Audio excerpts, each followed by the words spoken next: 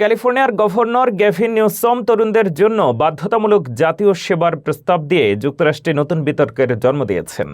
তার মতে এই উদ্যোগ আমেরিকানদের মধ্যে ঐক্য গড়ে তুলতে সহায়ক হবে। তবে সমালোচকরা বলছেন এটি বাস্তবায়ন কঠিন এবং ব্যক্তি স্বাধীনতার প্রশ্ন তুলতে পারে, ফলে রাজনৈতিক চ্যালেঞ্জ বাড়তে পারে। যুক্তরাষ্ট্রের অভ্যন্তরীণ রাজনৈতিক বিভক্তি দূর করতে এক অভিনব প্রস্তাব নিয়ে হাজির হয়েছেন ক্যালিফোর্নিয়ার গভর্নর গ্যাভিন নিউসম। সম্প্রতি এক সাক্ষাৎকারে তিনি ইঙ্গিত দিয়েছেন, দেশের তরুণ প্রজন্মের জন্য অন্তত 6 মাস থেকে 1.5 বছর পর্যন্ত জাতীয় সেবা বা ন্যাশনাল সার্ভিস বাধ্যতামূলক করা উচিত।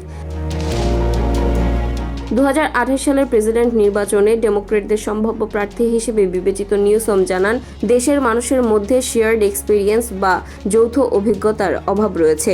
তার মতে 6 মাস বা 1 বছরের এই বাধ্যতামূলক সেবা আমেরিকানদের আবার এক সূত্রে গেঁথে তুলবে। তবে এটি কেবল সামরিক সেবা হবে কিনা সে বিষয়ে তিনি স্পষ্ট কোনো পরিকল্পনা দেননি। যুক্তরাষ্ট্র বর্তমানে তাদের সামরিক বাহিনীতে নতুন সদস্য নিয়োগে বড় ধরনের সংকটের মধ্য দিয়ে যাচ্ছে।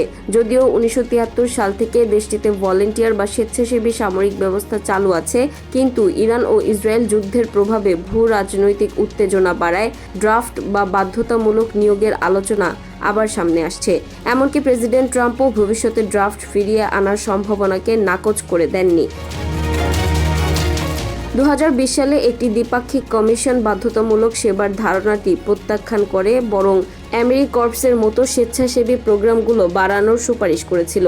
সমালোচকরা মনে করছেন, এমন সিদ্ধান্ত কার্যকর করা রাজনৈতিকভাবে অত্যন্ত কঠিন হবে। নিউসম নিজে কখনো সামরিক বাহিনীতে কাজ না করলেও তার এই রাজনৈতিক কৌশল 2028-এর নির্বাচনী লড়াইয়ে তাকে আলোচনার কেন্দ্রে নিয়ে এসেছে।